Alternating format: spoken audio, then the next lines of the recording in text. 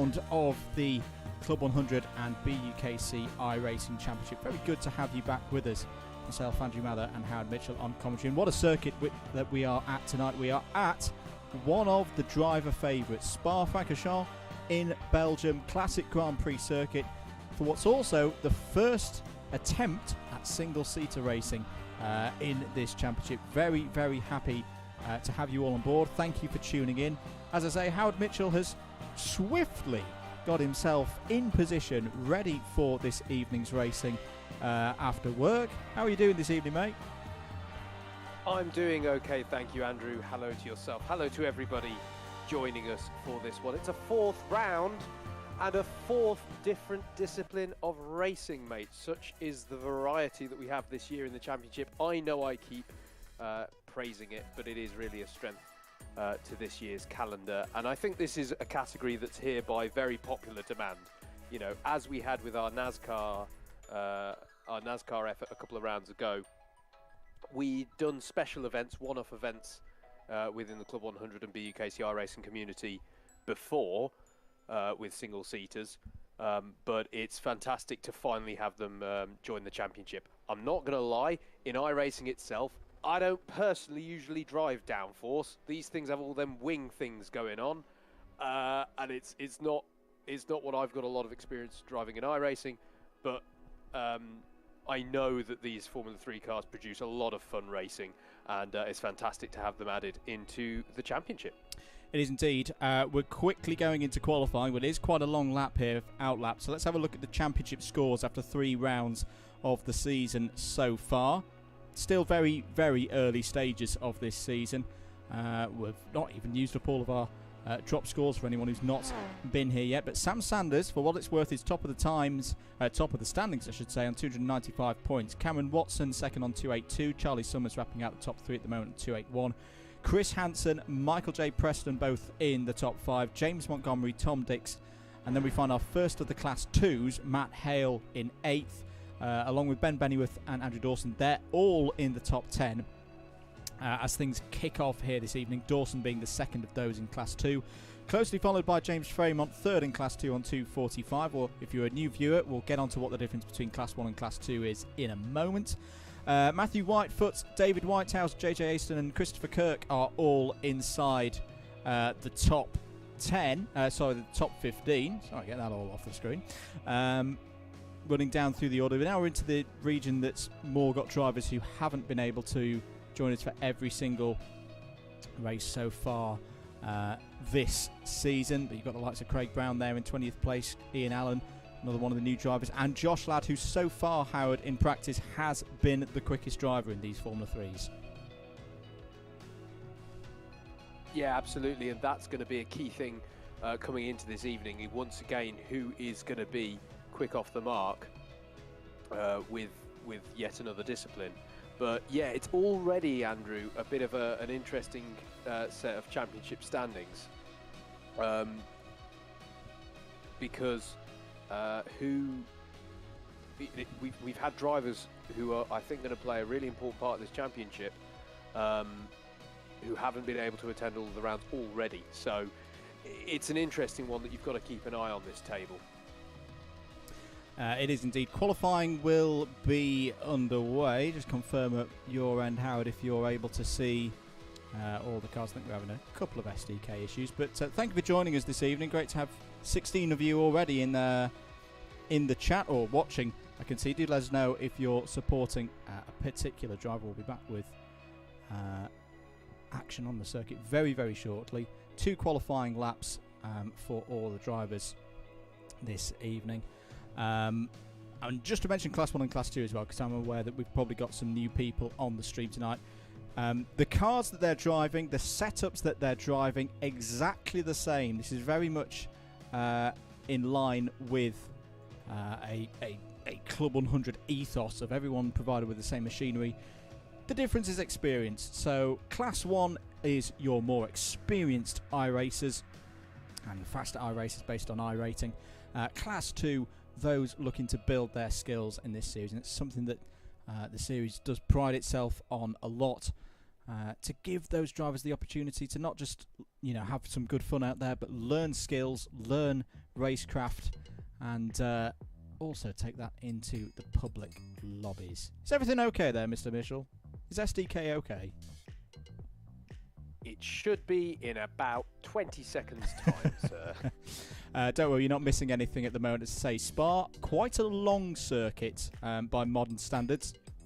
So everyone is on an outlap at the moment. You can see we have got our live timing available as well. If you go across to the Double Dash Motorsport Media website, you can keep a track of that. We'll get a link in the chat as soon as possible. And we have a car on screen, Howard. We do indeed, on board with Chris Kirk as he heads down towards the most famous part of this famous circuit, down through Eau Rouge and up into Raidillon. There we go. To be honest, something that every driver's been looking forward to in this season when the calendar was announced. And then along the Kemmel Straight here, trying to maximise at the end of Sector 1. And then no contact between Mercedes Formula 1 cars going on for us this evening, but well known for it, as he goes through the Les Combes section and now downhill towards Rivage. Tricky corner this one, Howard. You want to apex quite late to set yourself up for what a lot of people call no name, but it does have a name now. It's the Jackie X corner. Then you're on your way down to Pouhon. Yeah, absolutely. Absolutely. Patience through that Rivage important. And also patience here important, I think, as well, Andrew, as you go through Pouhon. It's easy to misjudge both your deceleration and then get on the power a bit too early. It's a very long corner, and then it's bold on the brakes here into the Fagnes chicane. Again, patience on the exit of this one, so that you're set up appropriately for Stavelot, and then begins the long run towards Blanchimont. Have you got the exit right? Are there any moves that you can already be calculating? Not right now, of course, because it's qualifying. But if you're in someone's slipstream here, you'll already be calculating what can you do. Almost certainly not through Blanchimont. You'd have to be pretty brave. Here we are going through it now. Good commitment here from Kirk, but it's here into the bus stop chicane where the moves, I'm sure, will be aplenty this evening. Getting it slowed down, stopped, and through the two apexes and onto the power to complete a lap of the famous Spa-Francorchamps. And that looked like a pretty good lap for Christopher Kirk. Indeed it was. He goes fastest of those in Class 2, at least for the moment, because Christopher Powell's just come across the line. So that was a 2-minute 12.42 for Kirk, the fastest driver out on circuit. Some of you will not be surprised to hear is Josh Ladd, 2-minute 10.23 on Ladd's first lap time. Patrick Pischke, new driver to the series this year, continuing this very, very good start for him. He's gone onto the front row of the grid at the moment. It's about half a second slower than Ladd at the moment. Montgomery and Dix on row 2. Looks like Alex Mitchell has had a good start to tonight as well, on the third row at the moment provisionally with Steve Hicks. But here's your championship leader, Howard. Has been very, very strong the last couple of rounds. Took the win at Knock Hill in the touring cars. He took the win at Daytona on the ovals. Sam Sanders is on top form at the moment. Yeah, absolutely. Double win, and bear in mind how much we've been talking about the different disciplines. You know, to have 2 wins in a row within this this series is a really impressive stat early doors in this year's championship. So he's definitely going to be one to watch for. How can he adapt to this discipline as well?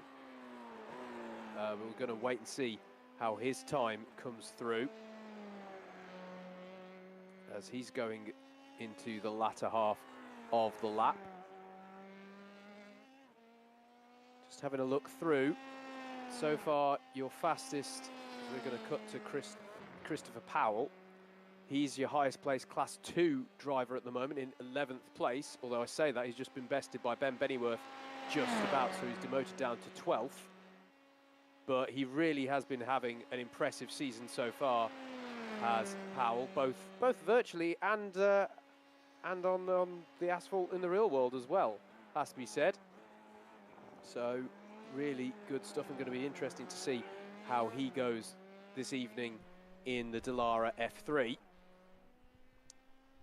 Sam Sanders' time comes through though, and it's only good enough for 7th. So it's going to be interesting to see if he can improve on that. We've only got 2.5 minutes left though of qualifying. Long lap here, of course, at Spa-Francorchamps, so fewer chances overall to try and improve your lap time.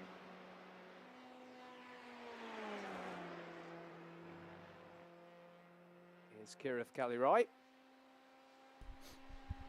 in the 999 this evening. Apologies to folks, I think... Sorry, Howard, I've cut across you there. I do think Trading Paints is having some issues, because normally we get quite a spectacular livery from Kirith, but not one tonight. Sorry, I've got that too. Yeah, sorry I ran away from you as well. You know, you have that horrible feeling, it's like, why can I smell burning? I thought, oh no, is it one of my PCs going down? No, it's something outside. Never mind. Qualifying count continuing, and Lad looking in pretty good form here, mate. Yeah, absolutely.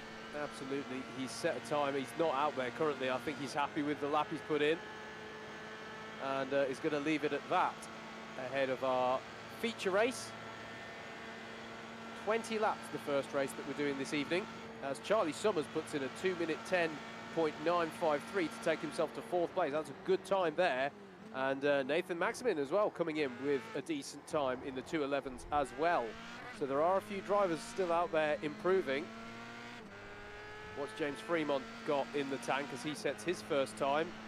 Takes himself to 23rd at 2-minute 13.1. Interesting to see, Howard, that I don't think we've had a time from Michael J. Preston. So one of our top runners, the Southampton Motorsport driver, has not qualified for this one. Well, he has. No. He's going to be on the grid, but he's not set a lap time. No, it's a very good point, mate. And the same can be said so far. In fact, yeah, the same can be said for Matt Hale, Luke Austin. Matt Hale comes into this, let's not forget, as our highest placed Class 2 in the championship. I do have mitigating circumstances for Mr. Austin. He's been waiting for the Amazon man to turn up to deliver a package. That's all I'm going to say before I get myself in trouble. How mysterious. But yeah. There you go. See, this is the things that you don't get in the Formula One. Sorry. I couldn't get into Q2. You know, I had a DPD or other couriers are available. You know, coming in. Yes. Well, if it was Formula One, it'd be. I can't remember who their provider is now. Anyway, we're getting ready for race number 1. It will be a 20-lap feature race. There is a mandatory pit stop in this one. And should we try and take a look at a grid? Let's try and take a look at a grid. Let's have a go. Let's give it a go. Don't get that in the Formula One either. Josh Ladd will line up on pole for this one with Patrick Pisquet, a good time alongside. But half a second the gap, Andrew. That is a gauntlet thrown down by Josh Ladd there in qualifying. I know it's a long lap, but that is a tasty gap he's got there. Montgomery and Sanders are next, so Sanders did improve in the latter half of that session. Charlie Summers and Tom Dix next, then it's Steve Hicks and Nathan Maximin. Steve Hicks making his return after we didn't have him at Knock Hill, if I'm not much mistaken. Alex Mitchell and Chris Hansen round out your top 10, then it's Ed Keefley and Cameron Watson on row number 6. We've got to go down to row number 7, where we find our highest placed Class 2 driver, which is Chris Powell lining up alongside Mike Hart. Then it's Ben Bennyworth and Murray Adams, Chris Kirk and Andrew Dawson. Tom Kemping is next with Craig Brown, perhaps with some work to be done to get on the par with his Class 1 peers there. Matt Whitefoot and JJ Aston are row 11. James Fremont and Kirith Calirai are row number 12. And it keeps on coming. James Fremont, Kirith Calirai, David Whitehouse and Ian Sumner, Ian Allen and Alan Curtis, Andrew Golby and Michael Preston. Now we're into the ones who didn't qualify. This is going to be interesting. Luke Austin and Simon Delamere and Matt Hale bringing up the 33 kart grid. I said kart grid then. I'm too used to the Club 100 lingo. Bringing up the rear of the 33 car grid. Well, this is going to be fairly spectacular. Cold tyres, no formation lap. This is going to be a big challenge for the drivers. The lights are coming on here at Spa, and away we go for the first race of the evening in round 4 of the 2022 Club 100 and BUKC iRacing Championship. Down into La Source they go. Is Josh Ladd going to hold the lead there in the classic Williams livery? Yes, he is. There's contact towards the back. I think Steve Hicks might be involved, but everybody's still running there. We've not even got down to Eau Rouge and it's already kicking off. Yeah, not quite a Spa 98, but they gave it a bit of a go, didn't they? That was dramatic stuff, but I think they're all in one piece, more or less, as they come up through Radion and onto the Kemmel Straight. This is the danger point. They've all got to be careful here. And look at James Montgomery trying to go round the outside there of Josh Ladd into Laycombe. He's done it. What an overtake at the start of this race. James Montgomery, car number 14, to the lead. Absolutely brilliant stuff from Montgomery. He does not want Ladd to grab this one and run away with it. He knew that was an important move there, and that, Andrew, I don't want to get dramatic, it is a long race, but that might have changed that certainly changed the game plan for Josh Ladd in the early phases of this one. Yeah, Montgomery definitely got his tyres into a working order in a matter of a few corners. So it's Montgomery from Ladd, Pisquet in 3rd, Sam Sanders championship leader there in 4th. Nathan Maximin in the number 31, the white and orange car there in 5th. Tom Dix is 6th. Steve Hicks has survived, is there in 7th. Alex Mitchell, Chris Hansen and Charlie Summers, that is your top 10. In Class 2, Christopher Kirk has been able to make some good moves up the order. In fact, that's a very good start from him, isn't it? That's a few rows he's got up there to now put himself ahead of Christopher Powell in 13th place. So, new leader in Class 1 and a new leader in Class 2. Here we go then, towards the bus stop for the first time on board with Josh Ladd. What is he going to do here? Is he just going to be happy to sit behind? Because this is a thing that we've seen recently in Formula 1, Howard, that yes, it's very tempting to go for a move into the bus stop, but sometimes it's better to just wait. You've got a long run once they get round La Source all the way to Laycombe, and a big opportunity to slipstream. Yeah, absolutely. Good little battle going on here, though, as they head into La Source. Got to be appreciating the Schumacher Jordan livery there that Hicks is running tonight. But he's going side by side with the Catnip car of Chris Hansen as they head down to Eau Rouge. Here. Oh, no, neither of them. No, it is Hicksy in the end who wins out on that one. That's dramatic stuff there on that too. It is indeed. We thought the F3 would produce good racing, and it is so far here at Spa-Francorchamps. I thought for a moment then the number 27 of Tom Dix in the McLaren livery was missing a front wing, but he's fine. He's absolutely fine. It was just a trick of the light there. You can see the number. Sorry, Howard. 3 wide it was into the Laycombe section there, and it went the way of Charlie Summers there. Read it beautifully in the number 35, and is up to 6th place as a result. But I had a heart in my own mouth there, let alone the drivers. I'm also going to give a shout out before it gets pranged. The beautiful livery on the number 53. Alex Mitchell, as far as I'm aware, is not from the Black Country, but he is appreciating the Black Country and the DDMM livery on that one this evening. Yes. Oh yes. As a man from the Black Country myself, I've got pride. I've got a lot of pride right now. Actually, it can't be. No, we're a little way away from Black Country Day.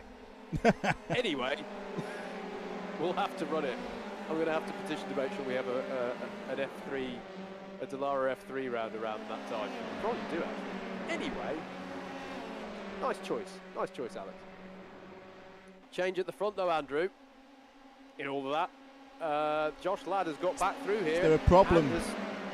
I think there's a problem for Montgomery, who is a little bit slow. This is a place where you can pick up a slowdown penalty or two round here. He's going to have to defend to the inside now of Patrick Pisquet, trying to go around the outside in the Aston Martin car. Defends that well. Yeah, absolutely. Pun intended. Patrick Pisquet will be cognizant of the fact that he has Sam Sanders just behind him.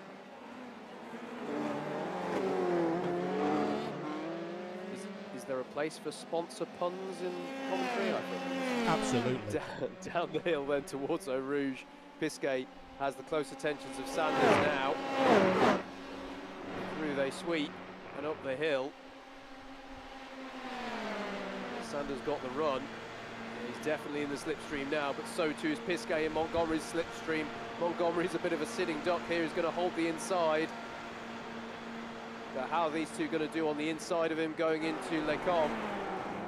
It's round the outside for Pisquet in a move reminiscent of what Montgomery pulled on Ladd on the first lap. But it is just Pisquet who gets by at the moment. Sam Sanders has to settle for 4th place for now. Yeah, brilliant stuff from Patrick Pisquet. It is something that you can do in this F3 car. Once you've got the tyres up to temperature, it's a very rewarding car as you pilot it round a high-speed, full Grand Prix size circuit such as this. And clearly, a lot of our drivers out there absolutely loving it. Just caught a sight of Ed Keithley there, loving his livery as well. Bit of appreciation for the MasterCard Lola, or is that MasterCard Slola? Oh, yes. Definitely not in the hands of Keithley though, running nicely in P10. Absolutely, I'm loving the livery. It's fantastic to see, and good that he's qualified for the race. Yes, very good, very good. If you enjoyed the stream, if you enjoyed the racing, why not press that like button here on the DDMM YouTube channel.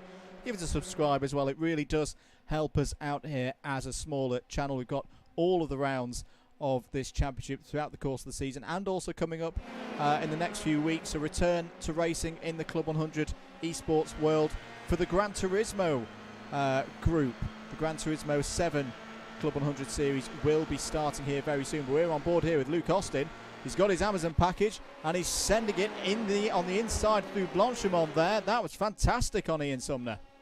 Well, he must have been extremely enthralled by the delivery time, because it's given him a new inspiration. Oh, not if he locks up into this bus stop. He's going to manage to keep it together, I think. It's clearly, I want to know what this package is. It's clearly got him extremely excited, as it's now JJ Aston who's applying pressure to Sumner. Sumner's going to have to go on the attack, I think, half to defend. But who's going to come out of La Source ahead? It is going to be JJ Aston ahead. So nice move there from Aston. Takes himself up into 21st place. Yeah, really good stuff from JJ. Side by side in the middle of Les Combes. It's Pisquet and Montgomery. Sanders still with the best seat in the house at the moment. And I think I've got to mention as well, the helmet that he's got on. As always, Montgomery having a little look down the inside there into Rivage. Not usually an overtaking spot, Rivage.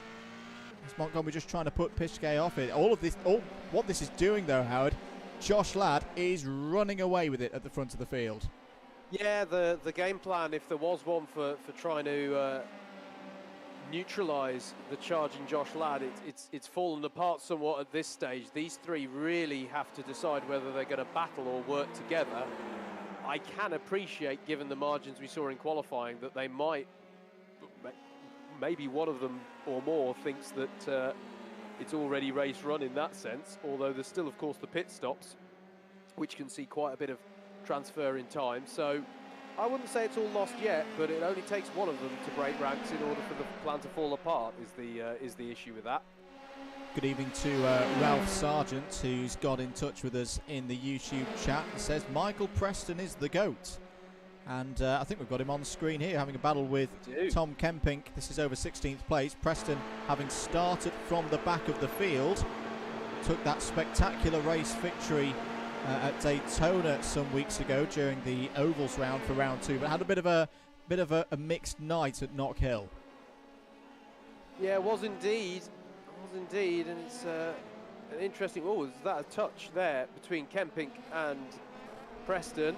I think it was, but Preston has been able to navigate his way through. Tom Kempink on one of his home circuits, of course. Proud Belgian in the colours of his country there, and down the inside of Matthew Whitefoot goes Michael Preston. Just about keeps it in track limits there on the curb, side by side on the way down to Eau Rouge. We've got an Alpine and an old school McLaren. Oh, that was close at the bottom of the hill. That's Craig Brown getting past Murray Adams. It is indeed, but Murray doesn't feel like this one's done yet. He's going to come back at him. Oh, getting nice and close there as they head towards the braking zone for Les Combes. We've seen moves around the inside, we've seen moves around the outside. For now, at least, it's Craig Brown on the inside who manages to hold on to the position. Yeah, Craig Brown loving his racing here. Good to see that his son Riley is stepping up as well. Has started doing a bit more karting and competitive racing. Maybe someone who we're going to see in the Club 100 youth divisions in the years to come. So good evening to, in fact it might be past Riley's bedtime to be honest. But there's Murray Adams down the inside through Pouon. Oh, a bit wide there from Craig Brown. Gets it back together, and here comes the 96 of Ben Bennyworth on the scene. Yeah, he's going to smell the opportunity ahead of him off the back of that battle and that moment for Craig there. Interesting little group actually, these three Class 1 runners in the form of Craig Brown, Ben Bennyworth and Michael Preston. Do you want a stunning stat? Go for it. We're only a quarter of the way through this race.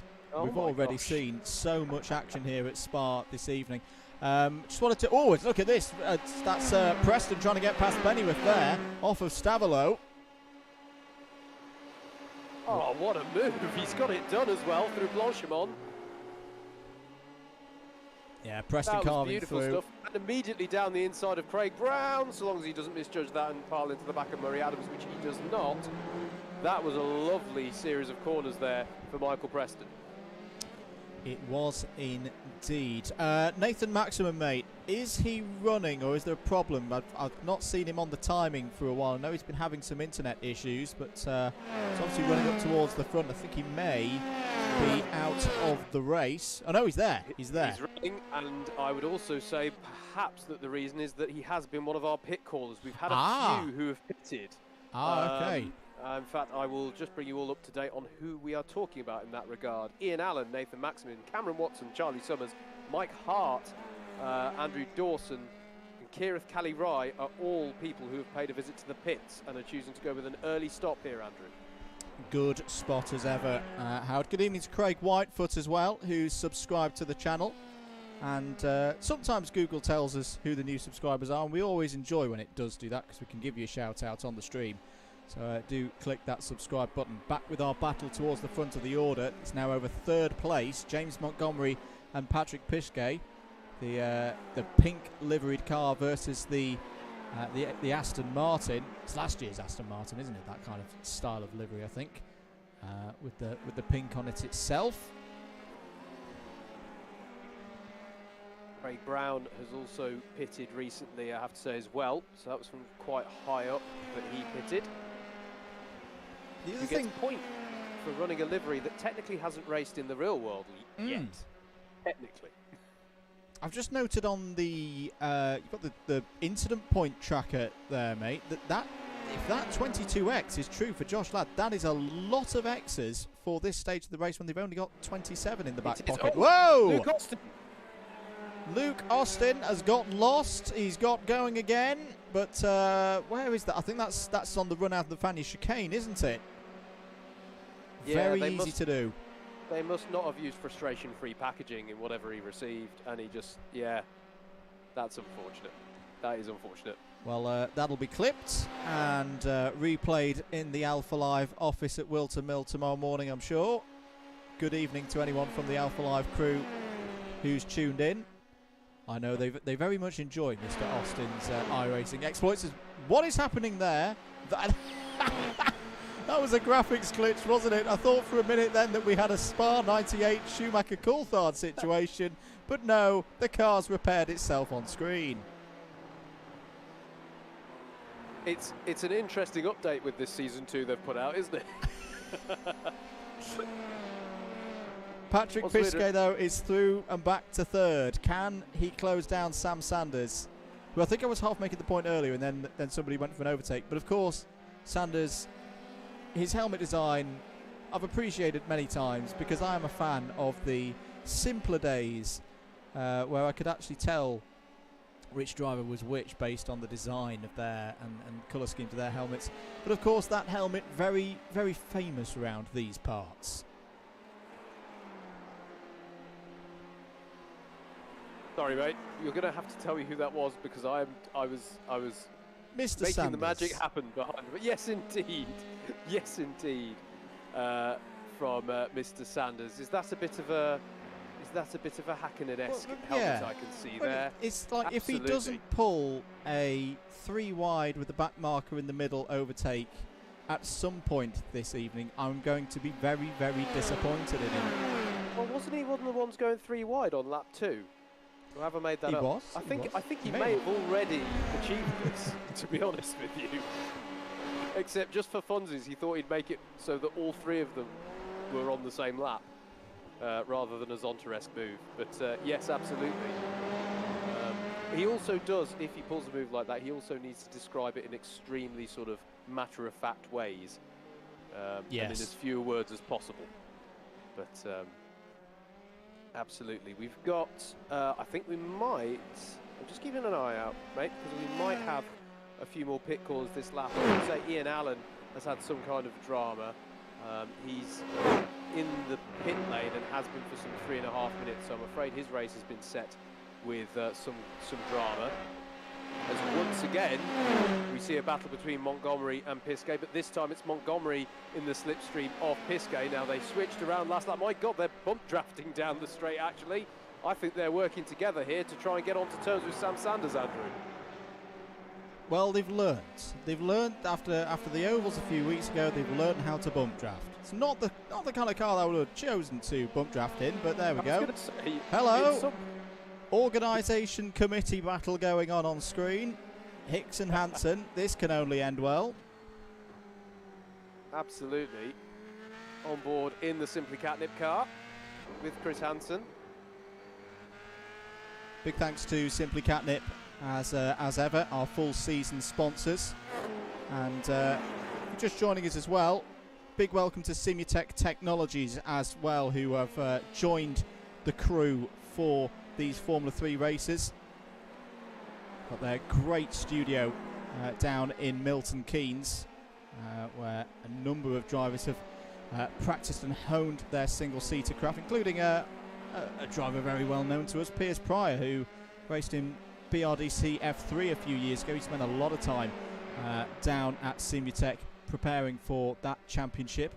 And very, very glad to say that the top Class 1 and the top Class 2 driver from these Formula races will get the prize of a free driver training test session down at Simutech with the full experience, not just being able to sit in a very advanced state-of-the-art simulator, but getting the telemetry readouts, getting the feedback, and then being able to test themselves again. Should be a really, really good prize, that, and well competed for as well. Yeah, absolutely. It is absolutely fantastic to have Simutech on board and offering that that fantastic opportunity, and yet another fantastic addition of the supporters for this championship, going from strength to strength, and it really is great to see. It really is great to see. James Montgomery, though, is going for. Are we going for a bump draft again? I think we might be. I'd perhaps try and go a bit more central than that if I was bump drafting someone down the Kemmel Straight, but fair enough, it worked out. It's been an interesting couple of laps in the pits. I'm going to say, yeah, here we have finally got some pit callers. Ian Sumner is in, and I'm afraid that is that's Ian Allen, the yellow car there, who's still on the pit lane, I'm afraid. But I was about to say, it's been a quiet few laps, actually, in the pit lane. So it feels like we've got two very distinct categories of driver here who are choosing to go deep or have pitted early. Indeed, I think there was a spin there. I don't think it was Mike Hart who was involved, but someone in a red car going for a spin. Was it a Ferrari from 2020? There's Tom Dix, though, or was briefly on his screen. Oh, something weird is going now. Is that real damage? I think that is real damage. Is that the 143 in trouble? Yes, it is. That is, well, that is very familiar to 1998. And that's Alan Curtis. I'm going to be honest and say I haven't got damage in front of me. Oh, okay. That's just at my end then. He's doing very well for three. He's clearly taken the inspiration from. He's been on there on cockpit view as well. I'm watching iRacing, are you okay? I'm watching the replay of what you saw back here at Outpost EDMM, and I can confirm that that hasn't happened at this end. Right. Bear with us, folks. We're Moving swiftly on. There's Charlie Summers. He's having a bit of a tough race out there, Howard. Or is it a case that's another one of our early stoppers working their way back through the field? Forgive me, mate, that was... Summers, number 35. That is one of our early stoppers working his way through the field. Correct, mate, yes. Okay. So your highest placed person who's pitted so far is Alex Mitchell, actually. We've got a few more people pitting. Ben Bennyworth here is emerging out onto the circuit. And comes out alongside Luke Austin. I think we'll have to yield there. James Fremont as well has just pitted from the sharp end of the Class 2 runners.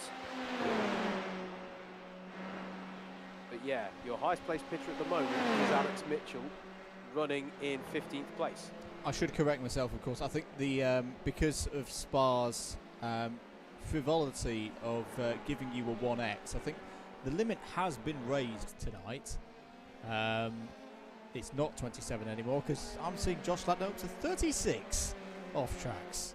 It is quite an achievement. I'm going to leave it up if it's all the same to everyone else. I find it quite entertaining. But yeah, Alex Mitchell here, as I say, your highest placed pitter in a fantastic... Did I mention it's a fantastic Black Country flag livery? Oh, yeah. I'm not sure I mentioned that, but I'd like to mention that. It's got lots of lovely series and streaming providers on it as well, I find. It does, I agree. It's got the fantastic mix of, you know, sponsorship and vexillological delight. And the bit that he probably hasn't spotted being, as I say, appreciating the Black Country, but being a UOB driver, but it's not got the UOB badge on it that he's expecting, because there is a Birmingham badge on there somewhere that he may have not spotted, being someone who goes to Brighton. That might upset him. Potentially not. Here's something we've never seen before. It is a 1997 Lola doing a pit stop. Does indeed. Comes to a stop. Now, will it get going again, is the question. It does. It moves away, and the MasterCard Lola is back in the race. I just saw Nicholas Latifi spinning. It's still too soon for jokes about that. Oh, there he is. There he is. Apologies, I was trying to work out who that was in the I've got to say, of all the liveries at the weekend in the Formula One, the Williams looked particularly wonderful under the lights at Bahrain. It did indeed. I have to say, I'm going to be, I'm sure, a little bit controversial in saying this. I wasn't entirely sold on it before I saw it under the lights, but I'm now very much on board. I'm trying to work out who that is, as we've still got some action in the pit lane. Yeah, and JJ Aston as well in the 104. In the 15, excuse me. Whitefoot is in the 104. Wondering if this is a little longer than they meant to be on the pit lane, though. That's Whitefoot away. Yeah, so I wonder if there's some damage on JJ Aston's car. Yeah, there is, particularly on my screen. Not as bad as the damage we saw for Alan Curtis earlier, but that was not real. It was not real damage. If there is damage, I will go super dramatic for your benefit. It's fixed itself now. The wheel's reattached itself. Oh, lock up there from Matt Hale. In the Simply Cat, one of the two Simply Catnip cars running this evening. Oh, and a wide moment behind him there. I think that was Mike Hart battling away, trying to find a way past Luke Austin. Here he is. Don't think we've seen much of the number 11 yet this evening. But Mike Hart has done his pit stop. He's running here. And speaking of pit stops, we've got some pitting from higher up the order now. James Montgomery here, leaving the pit lane after battling all race long, pretty much, with Patrick Pisgate. But not forgetting that fantastic move that he pulled to take the lead on that first lap. So he is the first person to pit from high up in the order. Christopher Kirk as well, emerging from the pit lane. Oh, excuse me, we cut to Chris Hansen because he's side by side with Steve Hicks, and I think has got by there into Les Combes in the other Simple Catnip car, the number 1. The one with the green writing versus the one with the pink and black writing. So distinguish between the two of them. Big thanks as ever to Simply Catnip. Further back in the field, here's Mike Hart in the number 11, Luke Austin just behind. Kirith Kali-Rai getting involved in there, who knows, streaming his point of view over on the Kirith Kart channel. On board with Andrew Dawson in the very distinctive orange and slightly darker blue. It's not quite Gulf colours. I quite like it. I like it too. I have to say, in a single seater, I get a slightly Manor vibe from it. Yeah. But he's got a run here. Going to go down the inside of Kali-Rai into Les Combes. Can he get it stopped nicely? Yes, he can. And that was a good, clean move there by Andrew Dawson. Nice stuff. Yeah, very good stuff from Dawson. Can definitely turn a lick of pace in this car. And we've got to think about the reverse grid as well. I think it's the top 10 getting reversed this evening. Is that? Yeah, I thought I could see a distinctive livery through the gap there. Josh Ladd into the pits. Red 5 all of the top on the three. lane. All of the top 3, Andrew. Sam Sanders and Patrick Pisquet have also come on into the pit lane, as has Tom Dix, Chris Hansen, Steve Hicks and Michael Preston. This must have been the critical lap for as deep as you could go in the race. So the question is, where does James Montgomery come out in relation to these drivers? Josh Ladd has come out, Sam Sanders has come out, and there is Patrick Pisquet as well. So it doesn't look to me like Montgomery's been able to pull anything of an undercut here, and not that we'd expect that, I don't think. But that's how it's worked out, and now I think it's safe to say, as Murray Adams and David Whitehouse make their pit stop, everybody now has pitted. So your top 10 on lap 13 out of 20 here in the feature race. We will have the sprint race. We're basically running the old Formula 2 schedule, but here is your leader. It's not Nigel Mansell, it's Josh Ladd. Very quick driver in his own right. Red 5, but number 42 on our timing screens. Leading by 5.6 seconds now over Sam Sanders in second place. iRacing's had a little bit of a glitch again. There we go. Miraculously come over Radion. Now this I have to approve of. Let's go Damon Hill in the 1998 Jordan. Still the best Grand Prix of all time. Oh wait, it's not Damon Hill. It's David Whitehouse. I'm feeling slightly guilty. I haven't put that livery on screen already for you this evening, mate. But there it is in all its glory. And that was a very good effort from David Whitehouse to try and put a move on Charlie Summers into Les Combes. Couldn't quite make it work. That was off the back of him coming out of the pits for Whitehouse. I have to say, not only, I mean, we all know that this is a fantastic livery, but it looks really, really good on the Dallara F3, I have to say. What none of the field knew is that I'm going to formally request for an extra 5 championship points for anyone who wore this livery tonight. So well done, David. I'll probably get outvoted, but there we go.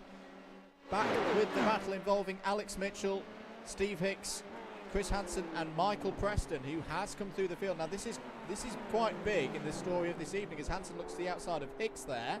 And Hicks gets out of shape in the middle of the bus stop, and that's going to be 3 wide as they come over start finish. Michael Preston's going to nick through here. He's gaining some good points from the back of the field.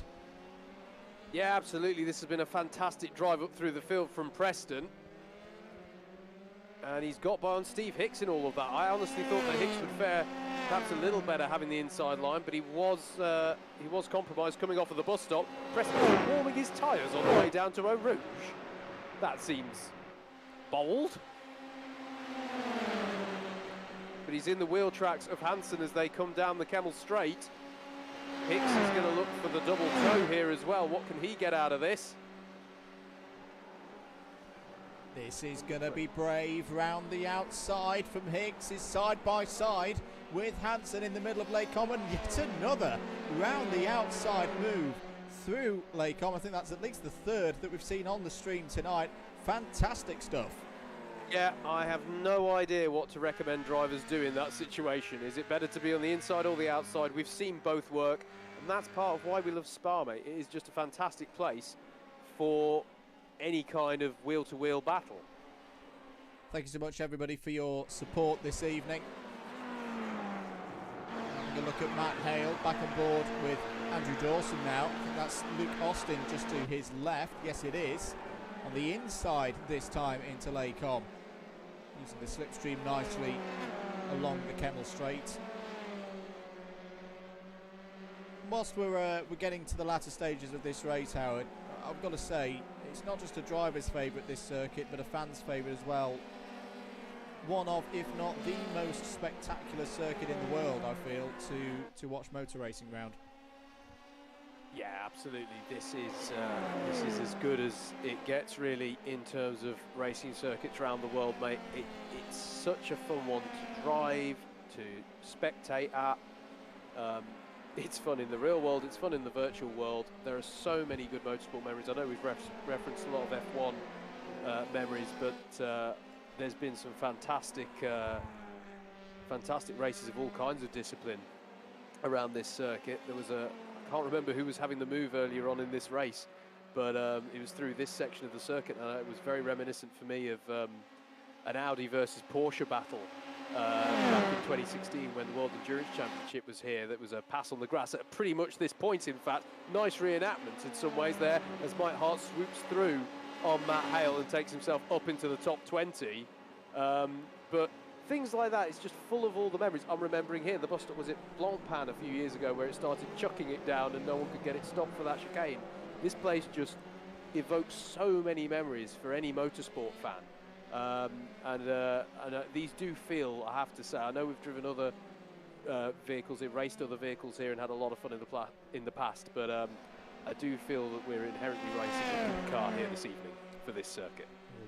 Mike Hart, a driver who, if I'm not mistaken, I'm sure he'll tell me if I am, a driver who's raced around this circuit in real life in many a different vehicle. I think he ever had time in the Caterham round here, also in British GT's visits in the Aston Martin GT4, and I'm pretty sure he's also raced in the Citroen C1 Spa 24 Hours in years gone by, also when he's dabbled in that town car, city car racing action.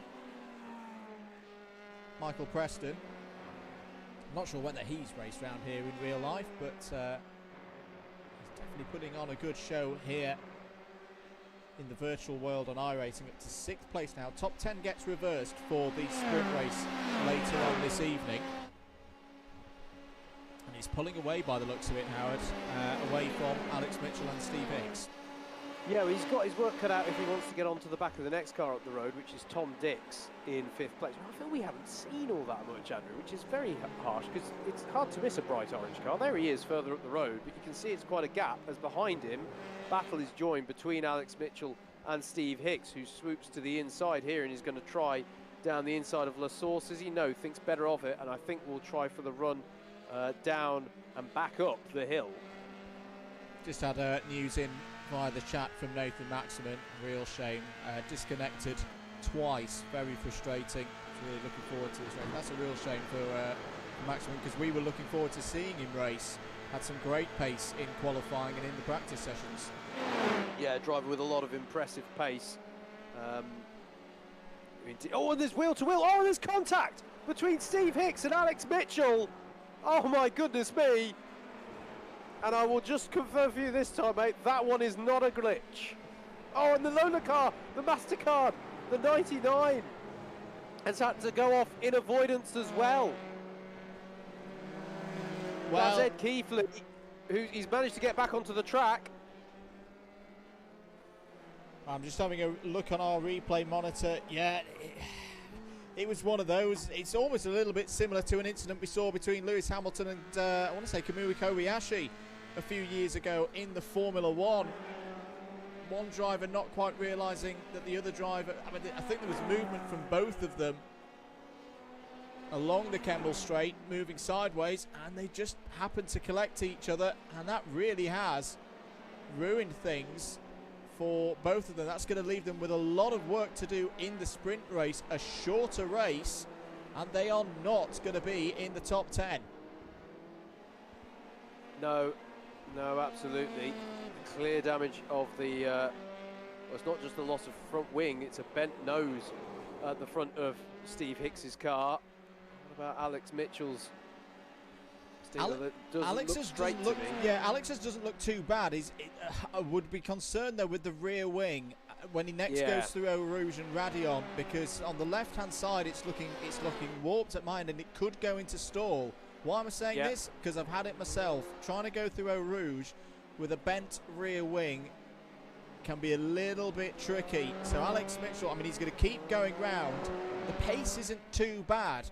I'm just wondering, is he hoping to hold himself in the top 10 and still get a good position on the reverse grid? Never mind that though, because side by side along the Kemmel Straight, it's Sam Sanders and Patrick Pichgay, and Pichgay's through. Yeah, big move that for Pichgay. I have to say, I don't know, it's almost like they watched a replay of the incident between Hicks and Mitchell, because that was a lot of racing room given along the Kemmel Straight, but lovely move from Pichgay. And he is through up into second place. Hicks has pitted. Hicks has come into the pits. Now the saving grace is with the competition rules. He will have a fast repair. He's going to get himself back out. I think he's going to be around 20th place. And he's just come out behind Murray Adams. Battle for first place within Class 2 here, Andrew. This is a move of Chris Kirk. And also, Christopher Battle. And also pole position for the sprint race. Yes, it'll be reversed top 10 for our sprint race, as you allude to, Andrew, and that is a big move in that sense for Kirk. So not just the Class 2 win in this race, it could give him a big advantage for staying out ahead of the rest for Class 2. This is a big move from Chris Kirk. Class 2 wide open, I'd say, this year. Matt Hale currently leading the championship, but by his own admission, he's not the strongest in these Formula 3 cars. It's going to ebb and flow across the course of 2022. With that new prize from Simutech, this is a big prize, a big competition in itself to be the strongest Class 2 driver in the Formula 3s this year. Looking back, this is Kieran Calirai and Luke Austin. On board with Luke Austin now as we go through Pouhon. Slightly different lines between these two Class 2 drivers through Pouhon.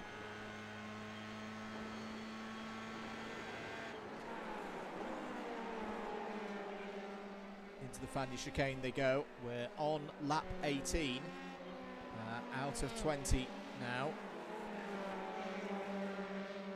So we're getting towards the latter stages of this race.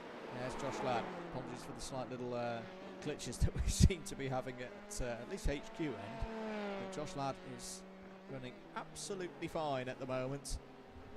Lead is 7.8 seconds ahead of Patrick Pichgay. Sam Sanders third. Little lock up there. It's serene driving from the Yazheat esports driver. You've got to think he's going to be one of the favourites for winning that Simutech driver training prize, that free session.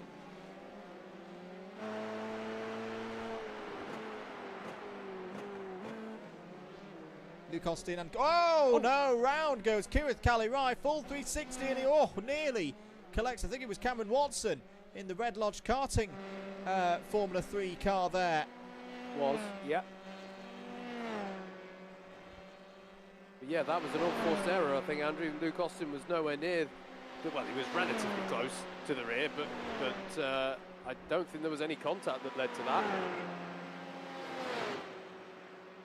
That was just putting the power down out of La Source, needing the traction, and it wasn't coming the way of Kieran Calirai.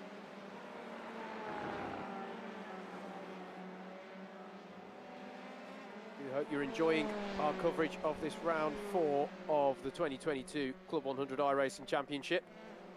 This is the 4th different car that we have raced this season. As there's a new fastest lap of the race set by Josh Ladd, a 2 minute 10.19.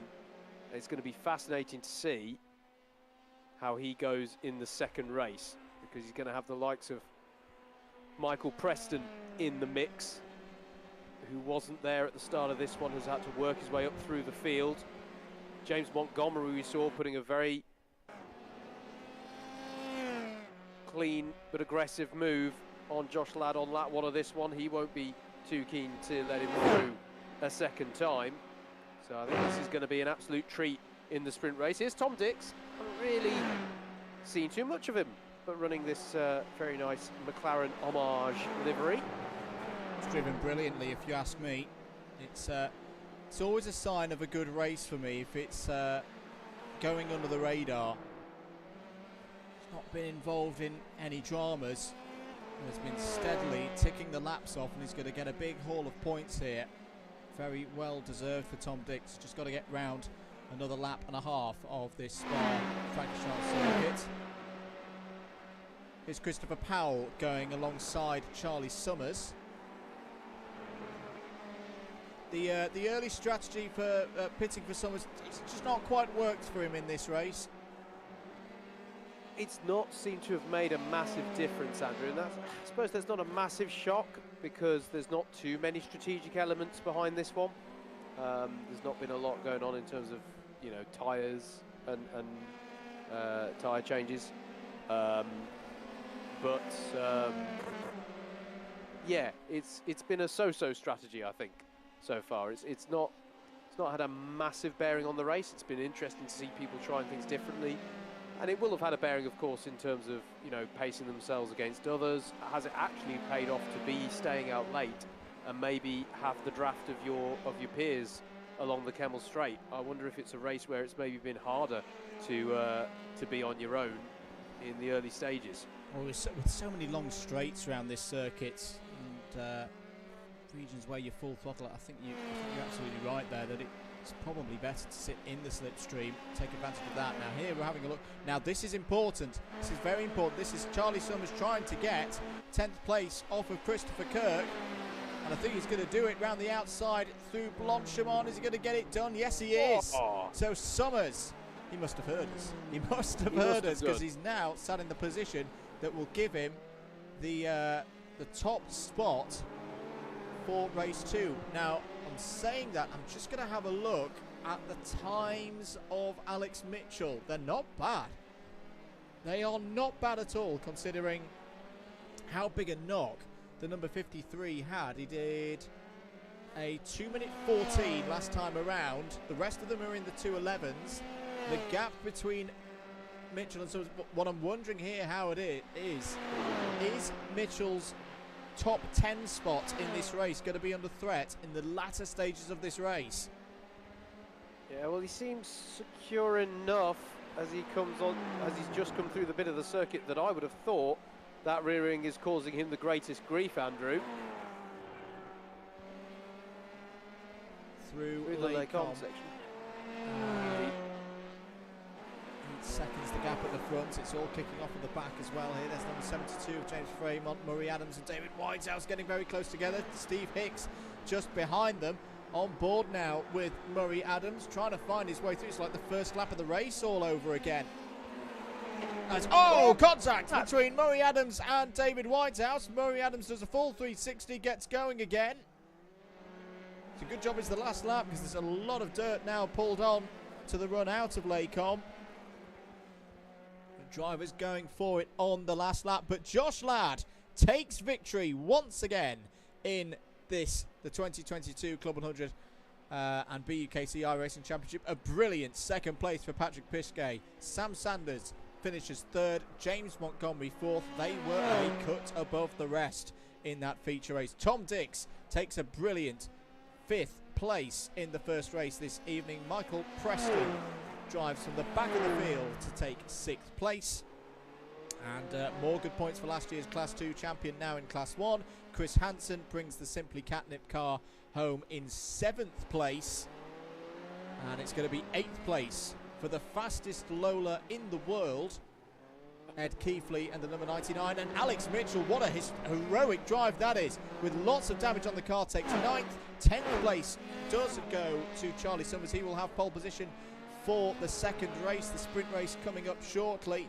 Christopher Kirk looks like he's won Class 2 in this race. Howard, a great 11th place finish, one of the strongest drives of the season, as Whitehouse goes round on the last lap and he's going to, well, it's all kicking off. Murray Adams is almost using Mike Hart as a skateboard there. What is going on here in the bus stop? Across the line, I think Adams just nicked that one.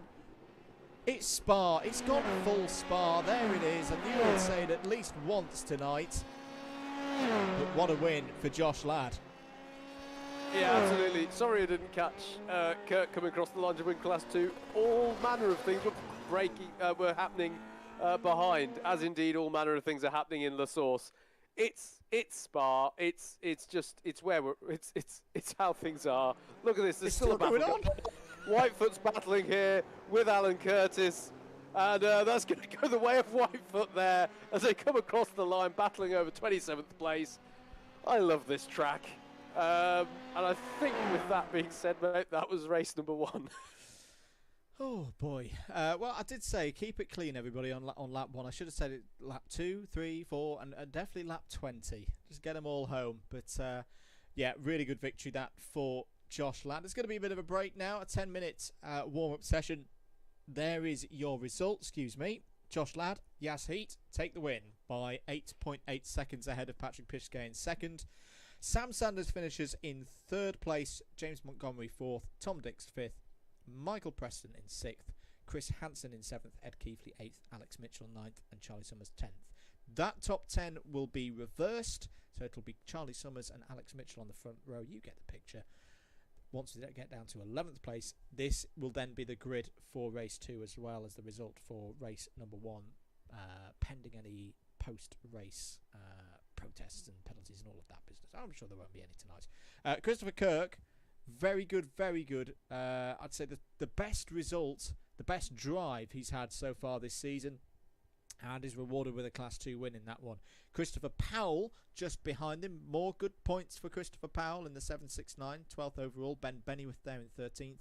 Tom Kempink gets the Belgian flag on the first page here at Spa, 14th for him. Steve Hicks had that contact with Alex Mitchell down the Camel Straight, finishes in 15th. James Fremont, Murray Adams and David Whitehouse all on the first page there. Matt Hale in the top 20 ahead of Andrew Dawson. Luke Austin moved from the back of the field, finished 21st. Had a very eventful race over the last 30 minutes or so. Cameron Watson was next up in 22nd, then Craig Brown. Kirith Kalirai had troubles out there, finishes 24th. Ian Sumner 25th. Mike Hart, Matthew Whitefoot, Alan Curtis, and I think that was our last driver. 28 drivers on the lead lap. Very good effort from everybody there. JJ Aston finished 29th. Simon Delamere in 30th. Andrew Golby, Nathan Maximin, and Ian Knight all had problems. We know Maximin had the 2 disconnects. Otherwise, he would have been right up there, I feel, in that race. Good first race, that, Howard. Absolutely brilliant, mate. Really interesting to see. It was interesting to kick off with our long race there. It's going to be interesting, I think, going into the sprint race. There's going to be that additional impetus behind the drivers to try and get on up the order. So I think we're in for a treat with this next one. Did we see a bit of contact in that first race? Yeah, we did. But on the whole, I actually think that there was some really good, a really good standard of racing between the drivers there, and you know, where we saw incidents and accidents, it was where these drivers were right on the limit around this Spa-Francorchamps circuit. So no, I was thoroughly entertained by that. Even I know in the end he had a very commanding victory there, did Josh Ladd, but even there early on there was a story to be had with that fantastic move from Montgomery. So I think it bodes very well for our sprint race. It does indeed. Howard, I'm going to let you go have a quick break. I've got myself fairly organised tonight. We can keep talking through. I've got a drink here. We can have some refreshment whilst we have the warm-up and talk about some of the stuff that we've got coming up on the channel. We've got some more Gran Turismo 7 streaming planned, all things being well tomorrow night. More of the grind through the career mode, so do join us for that. We might try and get on a bit of online racing as well. And as I say, we've got more rounds of this championship coming up. Generally pretty much every month now, between now and December. And as mentioned earlier, we've got the Club 100 Gran Turismo 7 series also coming up. And if you're wondering, whoa, what's that about? I want to get involved in that. Yes, if you are a Club 100 or BUKC driver, past or present, same story as here really, and you're on Gran Turismo 7, get in contact with either Sam Dimolo or drop us a Facebook DM at Double Dash MM, and we'll help you get involved in that. We're looking at our first round being on Tuesday night, the 5th of April, and then running every fortnight for that one. I have now got my list of many events up on screen. So we've talked GT7. We should talk the next round of this championship, which will be the 27th of April. So as I say, pretty much every month, once a month towards the end of the month now, between now and the end of the year, which is still, of course, a very, very long way away. And we are preparing at DDMM Towers for an assault on the Nürburgring 24 hours. We may even be in the fastest cars, or fastest class, shall we say. We normally, for the big events, put ourselves in some form of class where we've just got to protect ourselves, but I think we're going to have a go at GT3 for the Nürburgring 24 hours. So that is the weekend of the 9th and 10th of April. So if that sounds like something you're interested in and want to support us on that one, do subscribe to the channel. We won't be doing Sebring, unfortunately, this weekend for a variety of reasons, but very opposite reasons. Howard, whilst he's not here, is getting a bit old. He's got baby class things. I don't even know what they are, but he's off doing that, and I'm doing the complete opposite and pretending I'm 18 again, and going to go watch Royal Blood at Birmingham Arena. But there we go. That's completely unrelated to DDMM activities. Let's talk about some real-world racing that we've got coming up. Howard and James Johnston will be down at Llandau on the 1st of April. No, that is not an April Fool's. It's the BUKC finals. So they'll be there for that. You'll be able to follow the racing on that day at Alpha Live. I know there's been a few people asking, no stream of Drivers' Championship, unfortunately.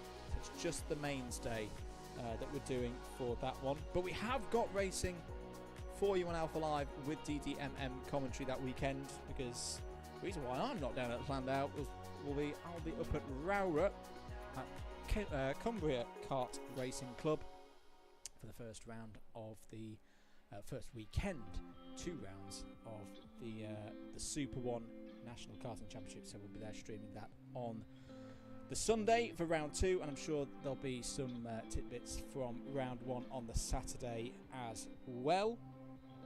And yeah, I think that's all that we've got. But, oh no, I've just spotted another one that we've got between now and the next Club 100 iRacing stream, because I like to tell you everything that's going on between now and then. We've also got the Bookmore 24 hours coming up on Alpha Live, so myself and Chaz Draycott will be reviewing that one, unless the plans have changed, but I'll definitely be there.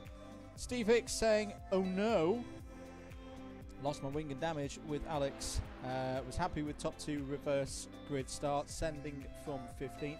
Hello to Harry Dummett as well. He asked, what would it take for you guys to commentate on the former student sim series? Well, we could have the discussion. An alignable calendar will be the first thing. Trying to find spots in amongst all the stuff that we've just listed out. But so you know the guys at former student very well. Few minutes of this warm-up or break session. Warm-up for the younger drivers. Chance to go to the loo for the older drivers. 90 seconds of it to go, and then we'll have our sprint race here this evening at Spa-Francorchamps with 10 laps in the Formula 3 cars. Do keep your comments coming in. Reimbursements as well. Oh, you're back. I am back, and all I can say is this weekend, mate, let's not mix up our sat-navs between the two of us. No. Else we'll be in for dramatically different weekends. But yeah. I haven't been to a gig in 3 years. The last one I went to, because this does have a motorsport connection, was Muse at the Olympic Stadium, and the reason why it's got a motorsport connection is I sort of semi-booked myself because it was on the same day as a Rye House Pro Karting race, and I pretty much finished the commentary, wrapped it up, said congratulations to the winners, and sped off to Stratford. Can you tell it's filling time, everybody? I have to say, I'm going to do an obscure reference. I think I just saw Michael Preston take the Brendan Hartley line through the bus stop chicane. I don't know if anyone remembers that particularly random spot, but there was a world endurance champ race where Brendan Hartley managed to go through like a marshal's cut through at the bus stop. It was weird. And he managed to get his Porsche through it as well. So I don't know how he managed it, but there we go. Hello to Islander. Say it sparks conversation. This is it Stereophonics? No, it's Royal Blood, and the Amazons are on support as well. I quite like the Amazons. That'll be good. But yeah, we are now gridding for race 2. Here is the grid: Charlie Summers and Alex Mitchell on row 1, Ed Keithley and Chris Hansen on row 2, Michael Preston and Tom Dix row 3, James Montgomery and Sam Sanders row 4, Patrick Pichkay and race 1 winner Josh Ladd on row 5. Christopher Kirk and Christopher Powell continue their battle in Class 2 from row 6. Ben Bennyworth and Tom Kemping row 7. Steve Hicks and James Fremont on row 8. Murray Adams and David Whitehouse row 9. Matt Hale and Andrew Dawson row 10. Luke Austin and Cameron Watson row 11. Craig Brown and Kieran Callie-Wright on row 12. Ian Sumner and Mike Hart on row 13. Matthew Whitefoot and Alan Curtis on row 14. JJ Aston and Simon Delamere inside the top 30. Andrew Golby, Nathan Maximin and Ian Allen complete the 33 cars that we have due to take part in this race. We do know a couple of them have been having some connection issues, but we are ready to go then once again here at Spa for the sprint race in the Formula 3s. Eyes on the lights. Here they come. 4 lights, 5 lights. Charlie Summers takes us for pole position. Away they go. Good start for Summers. Mitchell is being pulled up alongside there by Keithley in the Lola, and look at Michael Preston looking down the inside into La Source. They're all running a little bit wide out of La Source, but it's clean on the run down to Eau Rouge.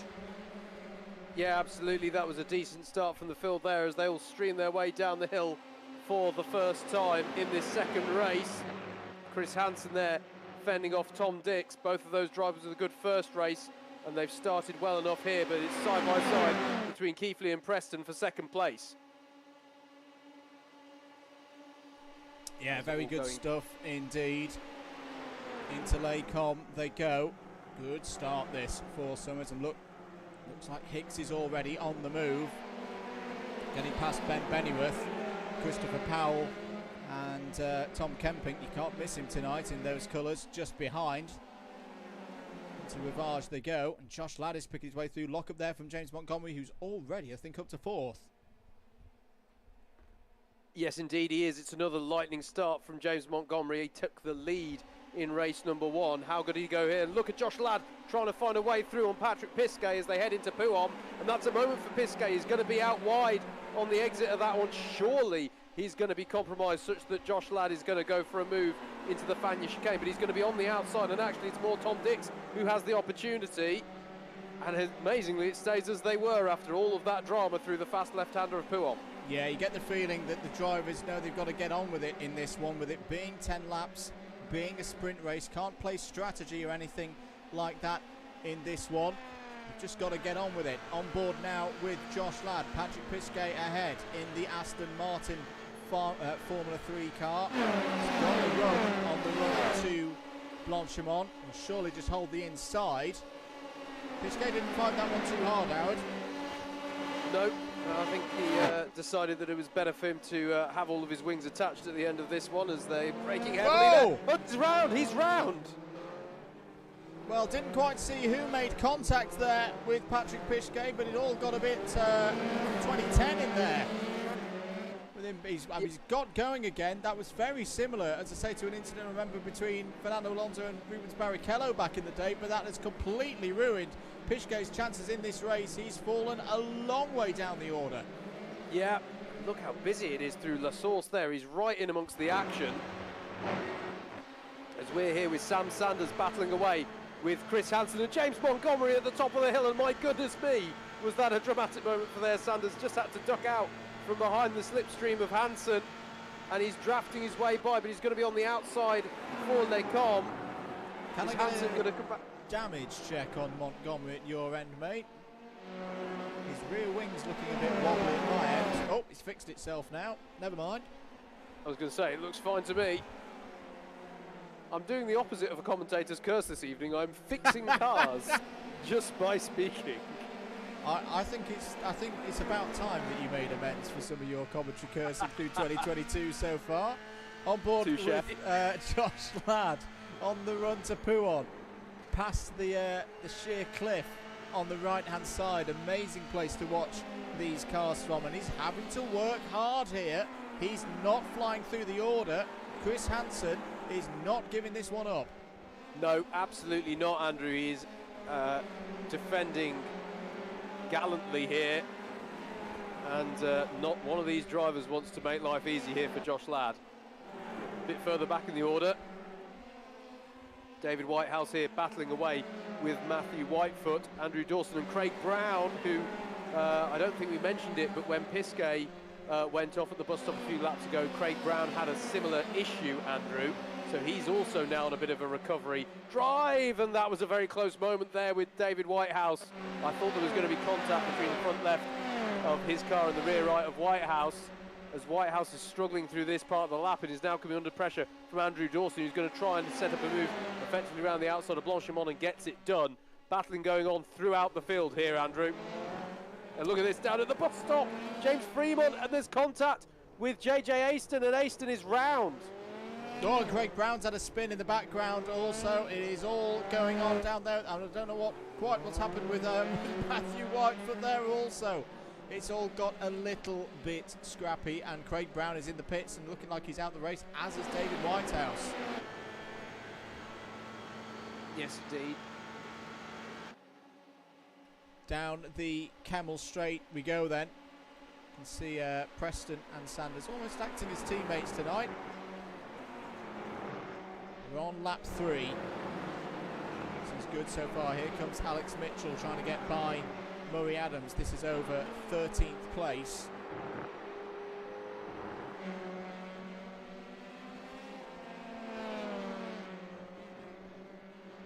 Thank you for your continued support. If you've enjoyed the stream this evening, do give it a like and give us a subscribe as well if you can. It really does help us out. Great to have, I think, one of the biggest turnouts we've had for watching the stream live. Here is Michael Preston, or looking back from Michael Preston. He'll be quite happy with this position at the moment, Howard. Approaching halfway of this race, in command, at the front of the field, looking to break that toe and drop Charlie Summers into the pack behind. After his drive up through the field in race 1, he was always going to be one to watch, wasn't he? Was Michael in this one. And yeah, this is a good drive so far, but fair play to Charlie Summers, not allowing him to rest on his laurels so far, is he? I think this one might be something with a bit more of the story to tell in the remaining 7 laps or so of this one. Preston's pushing hard though. He had a bit of a lock up there into the bus stop. To lap 4 they go. Here's Ben Bennyworth. In 10th place at the moment is Ben Bennyworth, and there's a car coming out the pit lane. There is Alan Curtis is in the pit. Oh, Alan Curtis had a huge amount of damage, Andrew. Yeah, that doesn't look like it's going very far very quickly. James Fremont is also into the pit lane. Doesn't look like there's too much damage on his car, so I'm not quite sure what's happened there. It almost looked like it was porpoising a little bit on the way, and he's got it repaired, and away he goes again. Preston still leading from Summers here.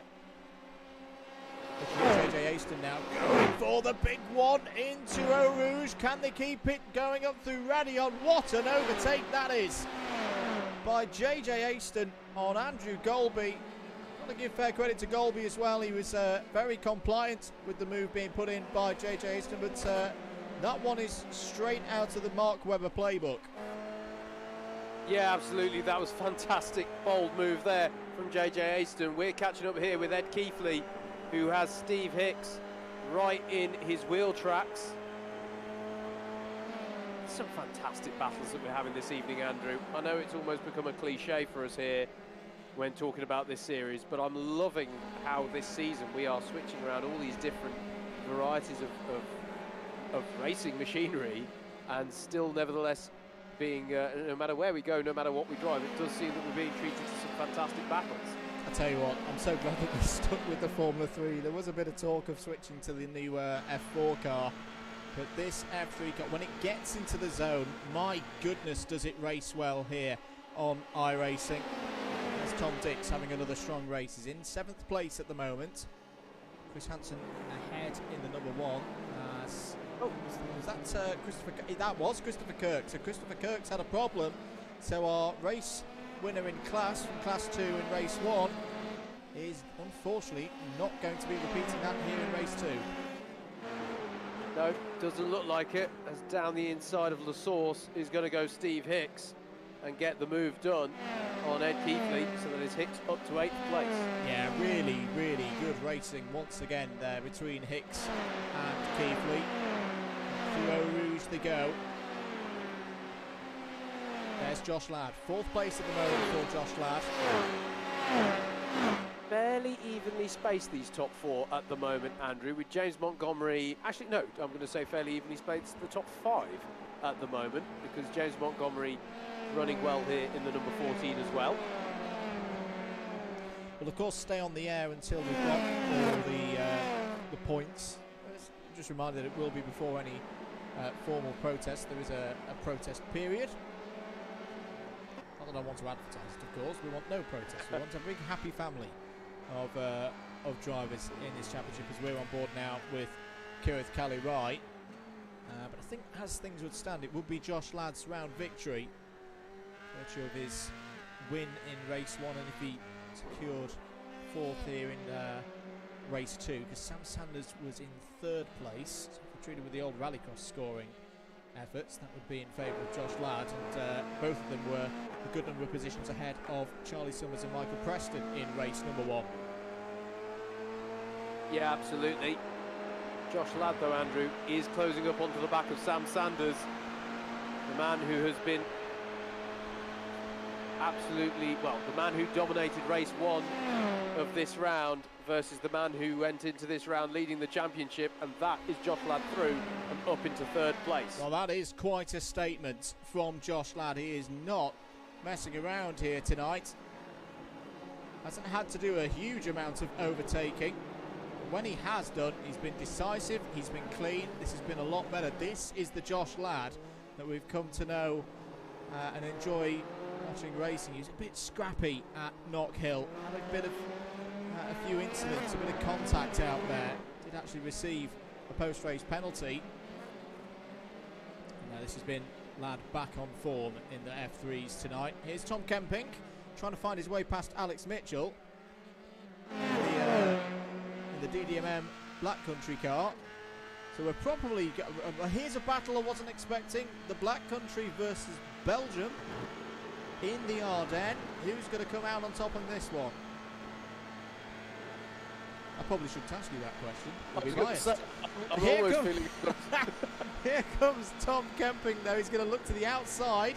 We've seen a few moves be made in this position tonight into Laycom. Can Tom Kemping be brave on the brakes? No, Alex Mitchell has got that sorted on the inside. Holds on to 12th position. Mike Hart's having a better run in this race also. He's there just behind him, 14th. He is, yeah. I'm just going to say called it for that move. So, yeah. Mike Hart is having a good drive. You're absolutely right, mate. In 14th place here at the moment. And yeah, a little bit maybe like Tom Dix. Not an evening where we've been, you know, focusing too much. Been kind of quiet, but it's been a good solid evening here for Mike Hart, and I think he's going to come away from this one with a good haul of points across the 2 races. Yeah, I definitely hope so. We are in the second half of this race. Here's your race leader, Michael Preston, Southampton University driver. He's also been racing in the lightweight sprints the last couple of rounds. Still the early stages of the Club 100 season, of course. On board now with Josh Ladd. Move on into the bus stop this time. And despite the claims of the sticker there, well, you probably can't see it on the stream, it's hidden by the tower, but that car does not have Williams active suspension. I just wonder again, is this Josh Ladd thinking, well, I've got good opportunities up ahead of myself to get a slipstream, just waiting for the moment to pounce past Charlie Summers, perhaps?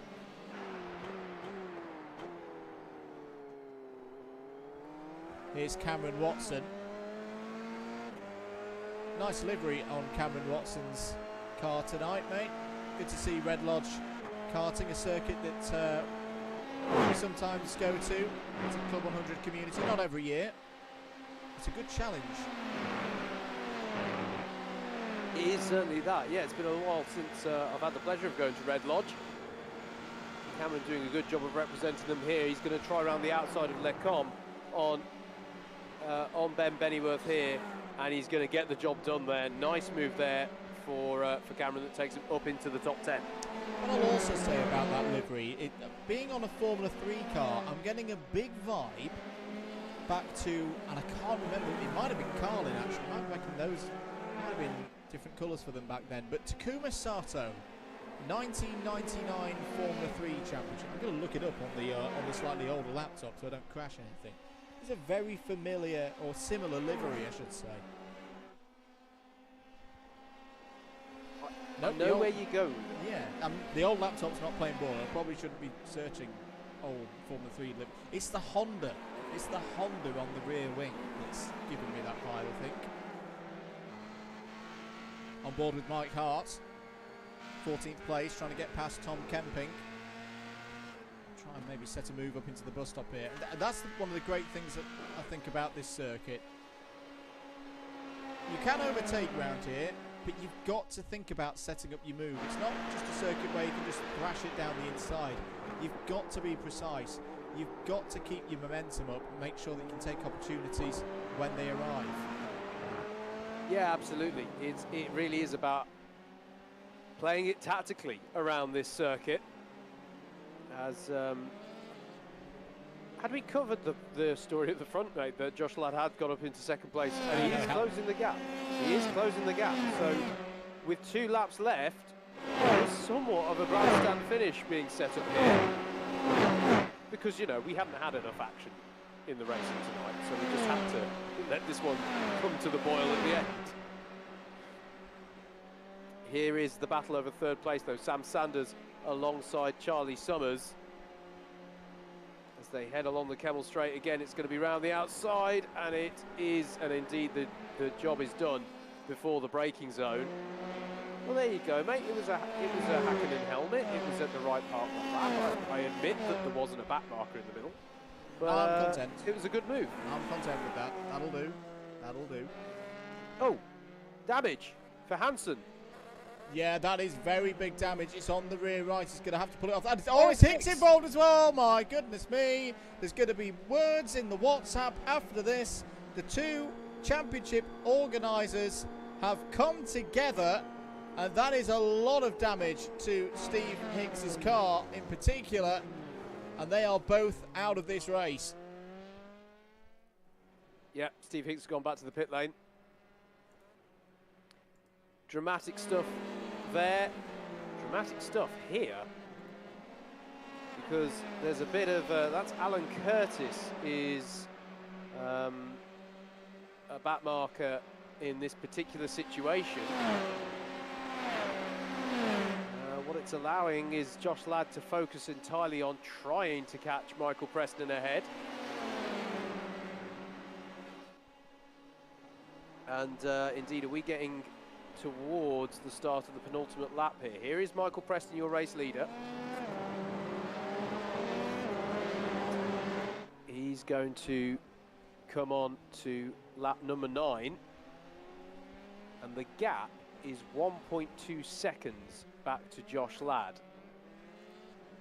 Too big a gap, you say? Well, remember how long a lap is round here. And remember that Josh Ladd is the man who claimed pole in that qualifying session by half a second, albeit Preston did not set a representative lap in that qualifying session. So is there an opportunity here for Josh Ladd? 2:11.1 last time around for Preston, 2:10.8 for Josh Ladd. So that would suggest that it's going to be nip and tuck. And I think the key thing, Howard, is here we are on lap 9.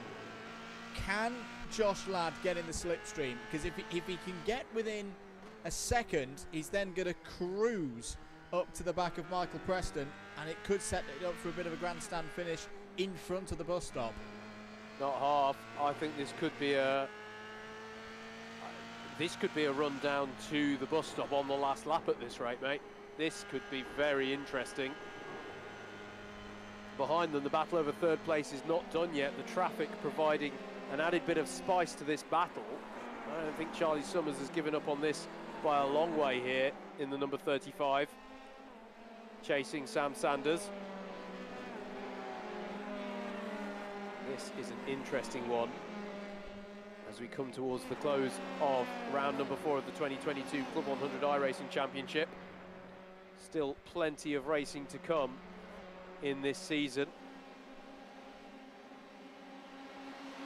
I still don't think, if I remember correctly, I still don't think in the next round we're doing a repeat of any of the cars we raced before. Is it the Mazdas next, I think? I think you might be right, that it is the Mazdas next. This is where I pull up the new Discord notice board.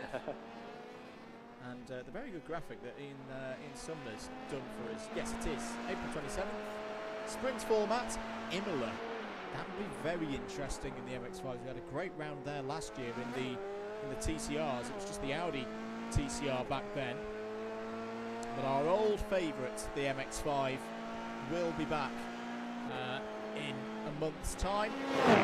But more of that later. We're on the last lap here. Josh Ladd looks a little bit too far back for me to be able to... Oh, he's just going to be in the slipstream, I reckon, but he's not going to be close enough to... And there you can see, yeah, Michael Preston's trying to break the slipstream. He's actually trying to get a bit of slipstream off the two cars ahead. Good driving from, I think that is Hansen and Hicks. Both a lap down, keeping out of the way. But it's this technical section now. All of these corners between here at Rivage and up to, I'd say, out of Stavelot. Every corner, Josh Ladd has got to be on it. They're both locking up there as they go through Rivage. This is going to go down to the wire. Yeah, absolutely, but there's drama here in the battle over third place, side by side, Andrew, as they come through Jackie Hick's corner. Yeah, indeed. Sam Sanders on the inside, trying to make his way through, but no, Summers has got round the outside. Two very fast drivers in this competition. Who's going to win out between the two of them? There's Matt Hale just ahead in the 333 car. James Montgomery, you saw in the background as well. He'll be hoping for a bit of drama at the end of this. He could sneak onto the race podium with this, but here is Michael Preston. Josh Ladd is going for a bit of rallycross. He's in the gravel. He's got the round win almost sewn up. Is he in the tow? Has he got a chance? Michael Preston's trying to break that tow. Is Josh Ladd going to send one big one on the last lap into the bus stop? He's getting very, very, very close here. He could be within striking distance. Preston's got to go defensive, but he's got to get it right. Josh Ladd is going to try and go around the outside. The rat it again, ladies and gentlemen. He's got it. What an overtake to win the race, win the round. Josh Ladd makes it a double at Spa-Francorchamps. What a move. On the last corner, Michael Preston takes second place, and I think he might be a little bit annoyed at himself. He went very, very defensive. and it left that lane on the outside, Howard, for Josh Ladd to send it, and send it he did. Absolutely incredible stuff, and it was pretty tasty across the line between Summers and Sanders as well. But what a last corner overtake there from Josh Ladd to take the double win. They're still battling here. This is Whitefoot trying to put a move on Tom Kempink, who drives the Belgian flagged car across the line to round out a very entertaining evening's racing. But how about that on the very last lap, on the very last corner, Andrew? Could you have asked for anything more from our round at Spa-Francorchamps for the season? That was absolutely fantastic. And it was that point that we made. Had to get those corners from Rivage all the way to the exit of Stavelot. Absolutely right, to ensure that he was in that tow. He was always going to close that last, what would you say, half a second, 6/10, very, very quickly if he had a sniff. And, well, that was absolutely fantastic, and very much Josh Ladd back on form after he was a little bit off the weather at Knockhill. Of course, this being the end of the round, there's been a bit of exploration of the damage model, shall we say, down at La Source. Not that anyone will get penalties for that, so I'm check the flag, of course. Still got some of our cars coming to the end. This is Chris Hansen. Tough night for Chris Hansen. Hixie has put his hands up for the incident between those two earlier on in this race. But across the line, the last car on the lead lap, and we'll be able to have a little look at the final result for this second race, the sprint race. I know it says feature in the top corner, but iRacing got iRacing.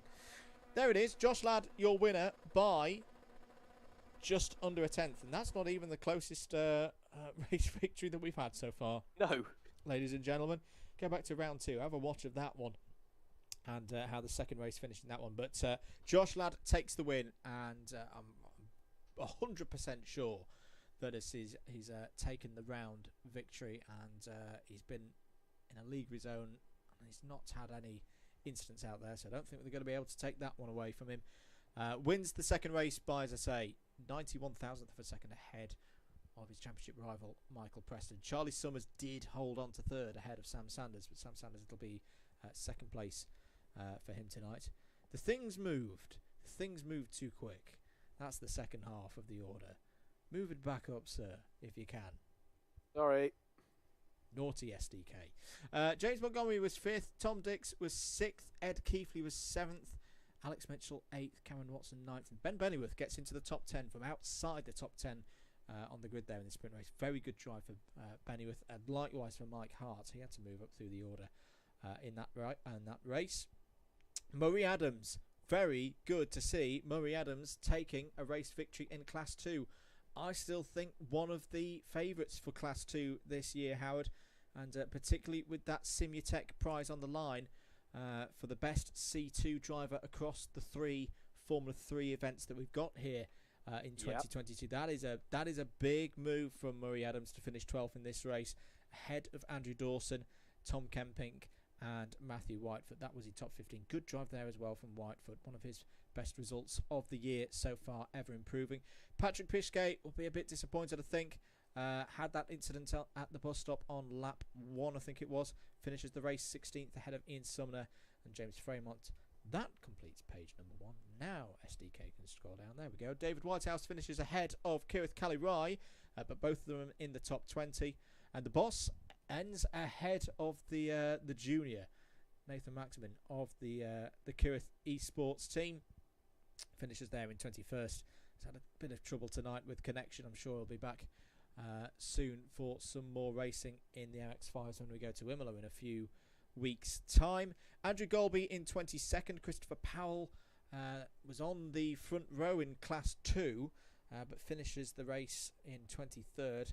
Chris Hansen and Steve Hicks had that contact, would have been on for top 10 finishes otherwise, but it's 24th and 25th for them. And in fact, it's a trio of organising committee drivers in the 20s, because Matt Hale's there on 26th, Alan Curtis 27th, and then we've got Simon Delamere 28th, JJ Aston 29th, Christopher Kirk in 30th. A real shame for Christopher Kirk after such a strong first race.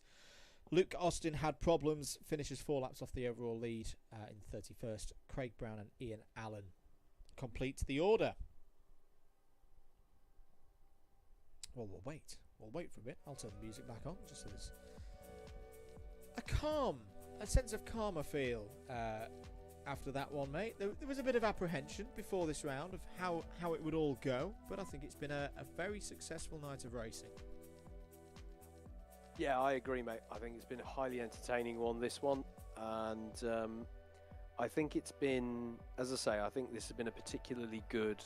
Well, I feel like the championship as a whole is sort of nailing it on these car and track combinations. I'm with you. I know that there's a lot of excitement about the IR04, but I think the Dallara F3 has done itself proud this evening, provided us some with really good racing. And I think, you know, it's a well-loved car by a lot of people in iRacing, and I think that's shown in a way this evening. Actually, you know, this is a familiar track, and for a lot of these drivers, this is a familiar car, and it really has provided us with some enthralling stuff. I feel like we've seen passes everywhere as well, you know, and that's classic Spa, but yeah, and we've seen some great drives through the field, some really strong drives. You know, I have to say, you've got to feel a little bit sorry for Michael Preston in a way. There was a bit of a fairy tale emerging there of driving up through the first race and then being on for the win there. But you've got to give it to Josh Ladd. He's been on top form this evening. Fantastic battles in Class 2 as well. Christopher Kirk has had a good evening. Christopher Powell, I think, has had a strong evening. You mentioned Matthew Whitefoot having some standout drives as well this evening. I think Tom Kempink has done the Belgian flag proud around this Spa-Francorchamps circuit, and Murray Adams and Andrew Dawson as well stand out to me. I'm sure I've definitely missed some great drives there within the Class 2 ranks, but if I have, it's because there's been so much good action in that class as well. So it's been a really interesting one this evening.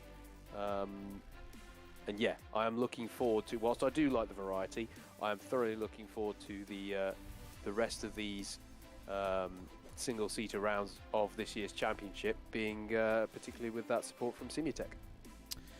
The result is in for, or at least provisionally, the result is in for this evening's racing. I'm going to go, mate, from the bottom. Do you want to take over for the top 10? So I'll take us up to 11th, but 33rd, Ian Allen on 167.5, Simon Delamere on 177, JJ Aston just ahead by half a point. Should explain that 1.5 points factor was applied to race number 1. Nathan Maximan, with his troubles tonight, unfortunately finishes there in 30th place on 181 points, tied with Alan Curtis. Andrew Golby, 28th on 181.5. Craig Brown in 27th position. Luke Austin finishes in 26th. Kirith Kali-Rai brings us into the top 25. Matthew Whitefoot. Good racing tonight, I feel, from Matthew Whitefoot. A new driver to the series this year, but is ever improving.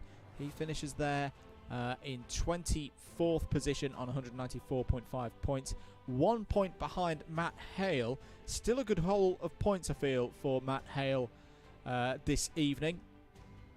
So he'll be very, very pleased to pick those points up and can still keep that Class 2 charge going. But 23rd for Matt Hale tonight on 195.5. Tied, in fact, with another one of our new drivers in Sumner, also on 195.5. Mike Hart finished in 21st in the end, pulled back a little bit by the first race result. 200 points across the night for him, but outside the top 20. Steve Hicks is in the top 20, but 2 incidents. I think it could have been a lot more for Hicks tonight.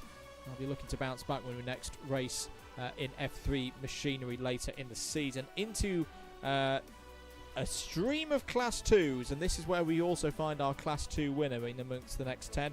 Christopher Kirk finishes in 19th place, 203.5. David Whitehouse next up, 18th on 204. Andrew Dawson 17th, James Fremont 16th, Cameron Watson 15th, covered all by a matter of 3 or 4 points there. Christopher Powell in 14th and on the podium in Class 2 tonight. So 3rd place in Class 2 for Christopher Powell. 2nd place in Class 2 tonight is the next position along, Murray Adams in 13th. And it is a very, very good night for Belgium here at Spa. Tom Kempink wins his first Class 2 round win on home soil at Spa. It had to be 215 points for Tom Kempink and 12th overall. Chris Hansen finishes in 11th. If you've got the results, mate, I'll give you the honours of reading the top 10. If not, yes, I'll carry indeed. On. Yes, indeed. No, that's fine, mate. Chris Hansen, as you say, in that 11th place. Perhaps a case of what might have been after the dramas in that second race. Had that strong 7th place in the first race, but wraps up 11th this evening. It was a good, consistent run from Ben Bennyworth to take himself up into the top 10. Alex Mitchell on 228.5, running the best livery in the whole field. I think absolutely everyone has to agree. Then it might be a case of what might have been for Patrick Biscay. Very strong 2nd place in that first race, but didn't fare quite as well in race number 2. Tied on 231 points with Ed Keithley, who we saw having some fantastic battles this evening, in 7th place. Charlie Summers was next up with that 3rd place finish there in race number 2, bumping him up the order on 232 into 6th place. Tom Dix, quiet but consistent evening with some very impressive results. 5th and a 6th takes him to 5th place overall on 236.5 points. Michael Preston with that drive up through the field in the first race, and but for a few tenths, but for a 10th, excuse me, in that second race, could have had the win, but 4th overall tonight on 239. He's tied with James Montgomery, who begins our podium this evening, and it's courtesy of him having the faster lap, I want to say, there, that takes James Montgomery onto our podium on 239 points. Championship leader coming into tonight finishes 2nd, Sam Sanders, on 241.5 points. He finished 3rd and 4th this evening. That was good enough to put him on the runner-up spot of our podium. But it is no surprise that the winner for this round, and throwing down a real gauntlet here for both, I think, the championship as a whole and the single-seater rounds with support from Simutech, Josh Ladd on the full 250 points for the double win here this evening at Spa-Francorchamps. It is well done to Josh Ladd.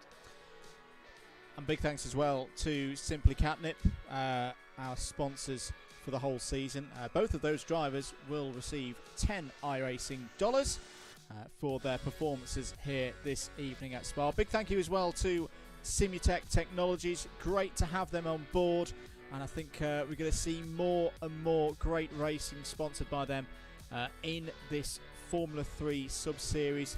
As I say, there's 2 more rounds with the Formula 3s. We'll be at Silverstone in July, and then we'll be at the Red Bull Ring in October. So the results from those 2 rounds and what we've seen tonight will decide which of the Class 1 drivers and which of the Class 2 drivers will go down to their studio in Milton Keynes for that fantastic day training on their state-of-the-art single-seater simulator. Thank you so much to Callum and the whole team down there at Milton Keynes for sorting us out with that one. Big thanks to CLUB100 and the BUKC as well for their continued support, and G3 Pro and the team all behind Matt Hale for their help and assistance in running the championship and providing prizes across the course of the season. You can still get involved, remember, if you've watched tonight and you're a CLUB100 and BUKC driver or a BPEC driver as well.